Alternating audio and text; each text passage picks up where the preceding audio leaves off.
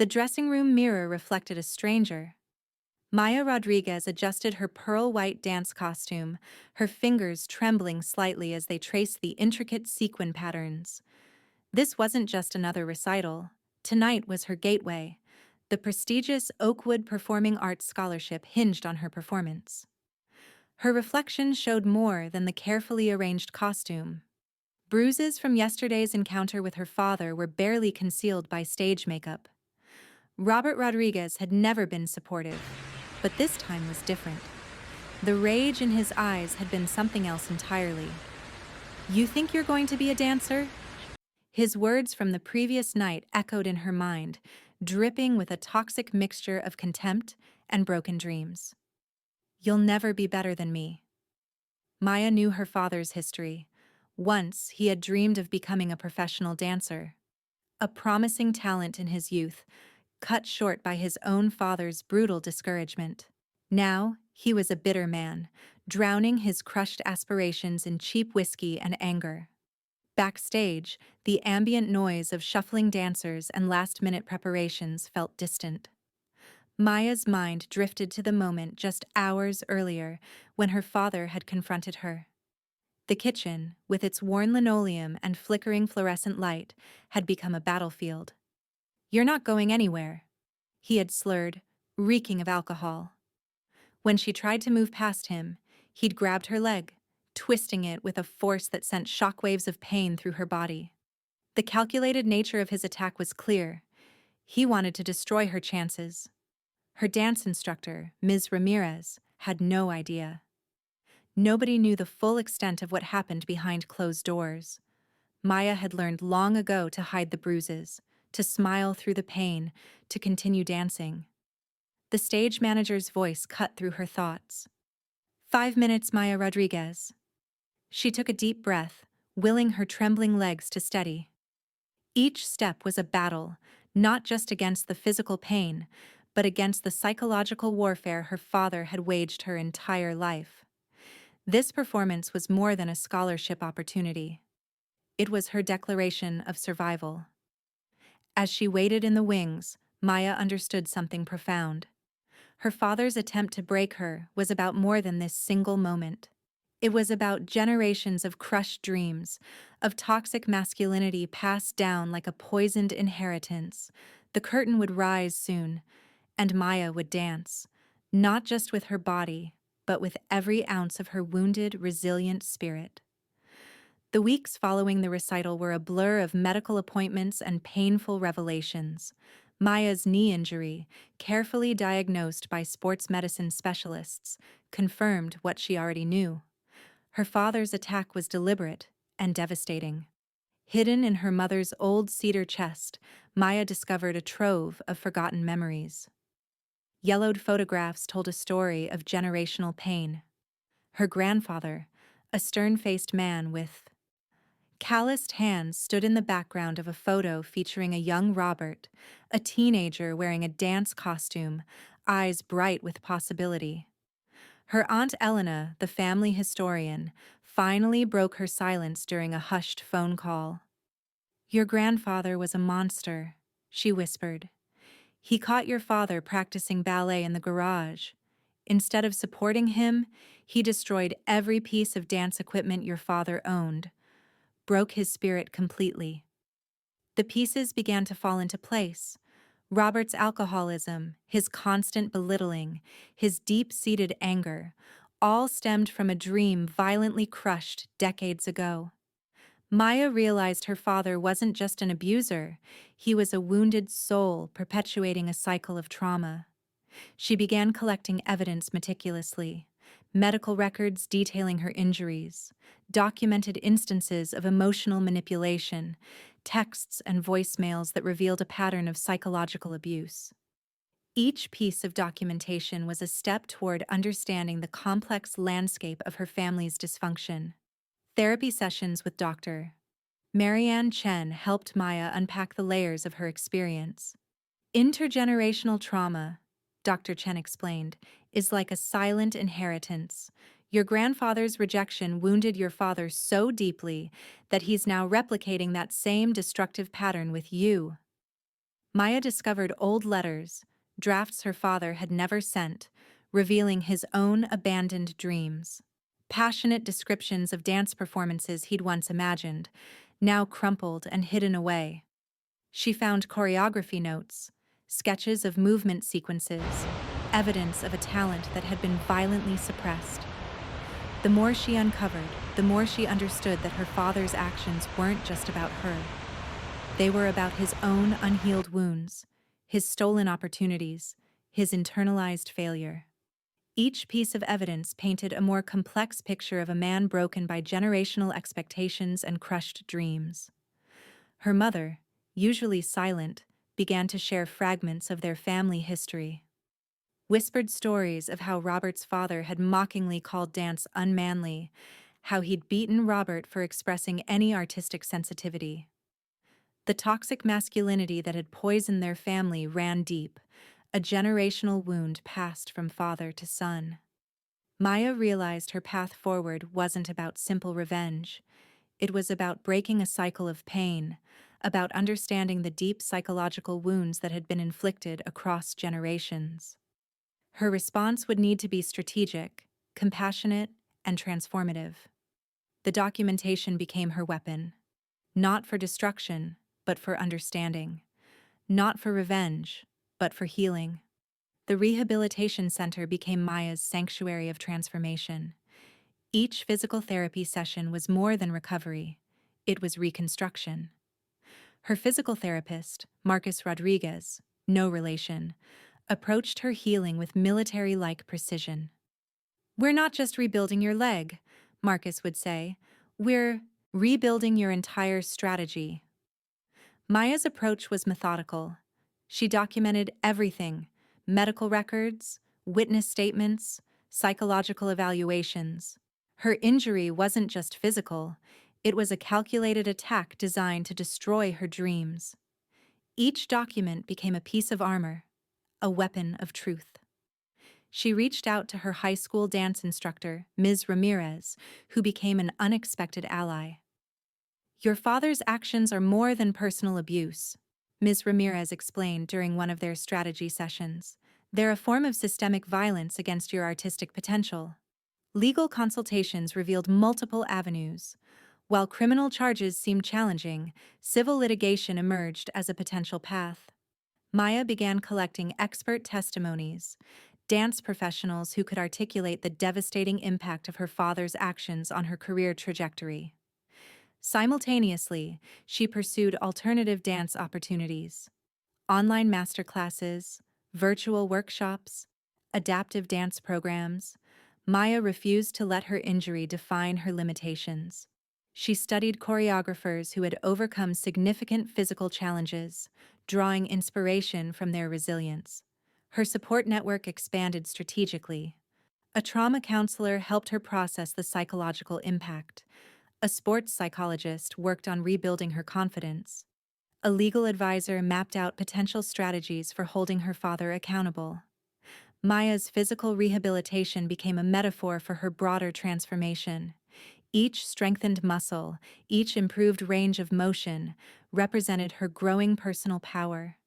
She wasn't just healing her body, she was reconstructing her entire narrative. Social media became an unexpected tool. She began documenting her recovery journey, creating a public record of her resilience.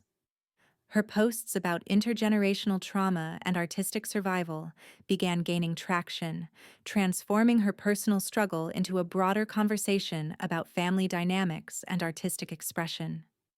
Financial planning became crucial. Scholarship applications, crowdfunding campaigns, arts grants.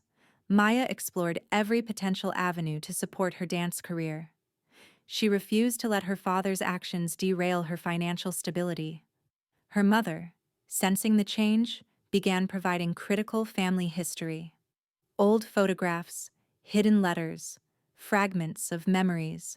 Each piece helped Maya understand the deeper psychological landscape of her family's dysfunction. The plan took shape: physical recovery, legal strategy, public narrative, professional development. Maya wasn't seeking simple revenge. She was designing a comprehensive approach to transformation, a multi-layered strategy that would reclaim her power and expose the generational trauma that had defined her family's history. This wasn't just about dancing anymore. This was about breaking a cycle. The first strategic intervention came unexpectedly. A local arts foundation invited Maya to speak about resilience in artistic pursuits. Her carefully crafted presentation was more than a speech. It was a calculated exposure of generational trauma. Robert Rodriguez watched from the back of the auditorium, his face a canvas of conflicting emotions. Maya spoke directly about the cycle of abuse, about dreams crushed by toxic masculinity, about the generational wounds that silent suffering creates. She never mentioned him by name, but everyone knew. Her legal team had been preparing meticulously. A civil suit was drafted, not just for financial compensation, but as a public statement. Medical experts testified to the calculated nature of her injury. Psychological evaluations revealed the depth of her father's systematic emotional abuse. The local dance community began to rally around her. Ms. Ramirez organized a benefit performance, showcasing adaptive dance techniques. Maya's journey became more than personal. It became a movement about artistic resilience and healing. Robert's professional and personal life began to unravel. Anonymous tips to his workplace about his history of alcohol abuse. Strategic social media posts that highlighted patterns of familial abuse. Maya wasn't seeking destruction. She was exposing systemic issues that had long remained hidden. His attempts to counterattack became increasingly desperate, threatening phone calls, attempts to discredit her story. But Maya had prepared for every possible response. Each of his actions was documented, each threat carefully preserved as evidence. The local community became divided. Some supported Robert, clinging to traditional views of family loyalty. Others recognized the courage in Maya's public stand. Her aunt Elena became a crucial ally, providing additional testimony about the family's history of abuse. Psychological warfare became Maya's most potent weapon. She didn't just respond to her father's actions, she anticipated them. Support groups, legal consultations, media strategies. Each move was calculated to expose the deeper systemic issues underlying her family's dysfunction. Robert's alcoholism intensified. He lost his job. His reputation became increasingly fragile. Maya watched not with satisfaction, but with a profound understanding of the cycles of trauma that had shaped her family. The confrontation expanded beyond her immediate family. Speaking engagements, media interviews, collaborative art projects. Maya transformed her personal pain into a broader conversation about artistic resilience, generational trauma, and the power of breaking silent cycles. Her mother, long trapped in a pattern of silent suffering, began to find her own voice. Therapy sessions, support groups, legal consultations. She too was breaking free from generations of oppression. The escalation wasn't about revenge. It was about exposure, about bringing hidden wounds into the light, about creating space for healing, for transformation, for understanding the complex landscape of familial trauma. Maya understood something profound. True power wasn't about destroying her father. It was about rising above the cycle of pain he had perpetuated. The annual Oakwood Community Arts Festival became the unexpected stage for Maya's final confrontation. A meticulously planned performance that would become her ultimate statement of resilience and transformation. The venue buzzed with anticipation. Local artists, community leaders, and family members filled the auditorium. Maya's adaptive dance piece, months in preparation, was more than a performance. It was a living testimony. As the lights dimmed, Robert Rodriguez sat in the back row, a broken figure drowning in the weight of his own failures. Maya's mother sat several rows ahead, her posture different, straighter, more resolute than ever before. The dance began with darkness. A single spotlight revealed Maya, her once injured leg now a testament to rehabilitation and strength. Her movements were a language of pain, of survival, of metamorphosis. Each step told a story, the story of generations of silenced artists, of dreams crushed beneath the weight of toxic masculinity. Projected behind her were images, old family photographs, medical records, fragments of letters that revealed the depth of generational trauma. Her choreography became a living documentary, each movement a word, each pause a punctuation mark in a story long kept silent. The audience watched, transfixed. Robert began to crumble. The visual narrative exposed every layer of abuse, every moment of suppression that had defined their family's history. Maya wasn't just dancing, she was testifying. At the performance's crescendo, Maya's movements became a confrontation.